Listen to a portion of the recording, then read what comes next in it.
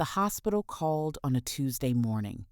My mother had suffered a serious stroke. We hadn't spoken in nearly 18 years. I had convinced myself I had moved on with my life. But as I stood holding the phone, I realized some wounds never truly disappear. They simply wait for the moment they must finally be faced. Welcome back to God Showed Up Stories. Some of life's deepest wounds don't come from strangers. They come from the people we once loved the most. Families can become divided. Words can be spoken that are impossible to take back. Misunderstandings can grow into years of silence. Sometimes we tell ourselves we've moved on. We build new lives, raise families, find happiness. Yet somewhere deep inside, old hurts quietly remain. Then life has a way of placing us face to face with the very people we thought we'd left behind. And we're forced to ask difficult questions. Is forgiveness possible? Can broken relationships ever heal?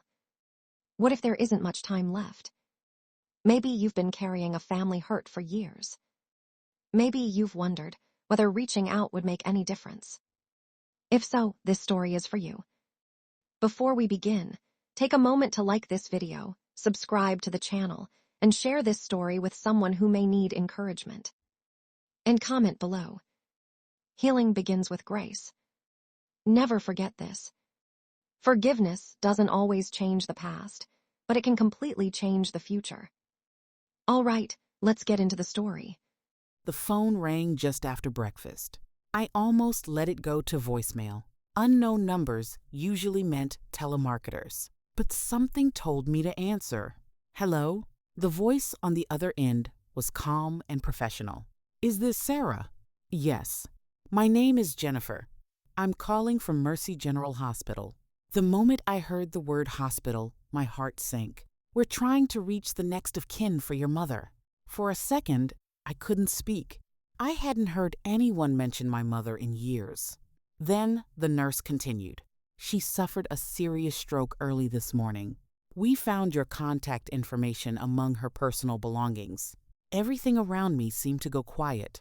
The kitchen, the coffee maker, the morning sunlight coming through the window. It all faded into the background.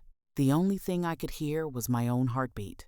After I hung up, I sat at the kitchen table staring at my phone. 18 years. 18 years since we'd spoken. 18 years since I walked out of our family home and promised myself I would never return. I had built a new life, a wonderful husband, 2 beautiful children, a career I loved. I told myself I had left the past behind, but one phone call proved something I wasn't ready to admit. Some wounds never truly disappear. They simply become quieter. My husband found me sitting there almost an hour later. He didn't ask many questions. He simply sat beside me. Finally, I whispered, "My mom had a stroke." He reached for my hand. "What are you thinking?" I didn't know how to answer. Part of me wanted to drive to the hospital immediately. Another part wanted to pretend I had never answered the phone. The memories came rushing back. The arguments, the shouting, the misunderstandings, the harsh words neither of us could take back. Years of hurt that slowly built walls between us. By the time I left home in my early 20s, neither of us knew how to bridge the distance anymore. Walking away had seemed easier than trying to fix what felt impossible. Over the next several days, everyone seemed to have an opinion. One friend said, "You don't owe her anything." Another quietly told me, "You may regret not going." Even my sister-in-law gently reminded me, sometimes forgiveness is more about freeing yourself than changing someone else. Every piece of advice sounded reasonable, yet none of it answered the question in my heart. I prayed every night, "Lord, what am I supposed to do? If I go, will it only reopen old wounds? If I stay away, will I regret it for the rest of my life?" Still, no clear answer came. Sleep became almost impossible. Every night I imagined different endings. Sometimes she recovered. Sometimes she didn't. Sometimes I pictured us talking. Other times, I imagined walking into the room only to turn around and leave again. By the fourth morning, I realized something. My fear wasn't really about seeing my mother. It was about facing the pain I had spent 18 years avoiding. That afternoon, I told my husband, "I think I need to go." He smiled gently. "I'll drive." The entire trip to the hospital passed in silence. As the building came into view, my stomach tightened. Part of me wanted to tell him to turn around. Instead, I took a deep breath. We walked through the front entrance.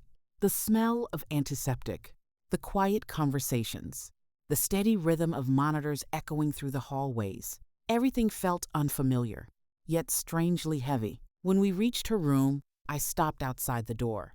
My hand rested on the handle. I couldn't make myself move. My husband quietly squeezed my shoulder. "You don't have to say everything today. You just have to take one step." I slowly opened the door. There she was, older than I remembered, her hair almost completely gray. The woman I had spent 18 years trying not to think about. She turned her head toward me. Our eyes met. Neither of us spoke. Neither of us knew where to begin. The silence carried 18 years of hurt. But somehow, it also carried the possibility that maybe, just maybe, God wasn't finished writing our story. The hospital volunteer introduced herself as Evelyn. She wore a simple blue vest and carried a small basket filled with books and puzzles for patients. There was something peaceful about her, not the kind of peace that comes from an easy life, the kind that comes from surviving difficult seasons. She sat beside me for a few moments before speaking. "I've seen that look many times." I smiled weakly. "I'm not sure what look that is. The look of someone carrying years of pain." I looked down at my hands. She was right. For 18 years, I had convinced myself I was over everything. But sitting beside my mother's hospital bed had uncovered emotions I didn't even know were still there. Evelyn gently asked, "Would you like to tell me about her?" At first, I wasn't sure where to begin. I told her about the arguments, the misunderstandings, the words neither of us could take back. The day I walked out of the house in my early 20s, how I promised myself I would never return. I told her about building a new life, meeting my husband, raising our children, creating a peaceful home that felt nothing like the one I had left behind. I thought I had healed, I admitted, but now I don't know what I feel. Evelyn nodded slowly. "I understand." Then she surprised me. My father and I didn't speak for 23 years. I looked at her. 23? She smiled gently. We were both stubborn. We both believed the other person should make the first move.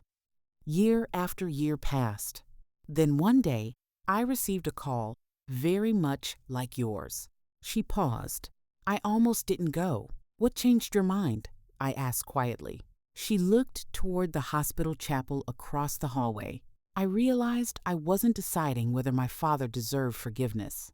I was deciding what kind of person I wanted to become. Those words stayed with me. She continued, "Forgiveness doesn't erase what happened. It doesn't pretend the pain wasn't real. It doesn't excuse hurtful behavior." She smiled softly.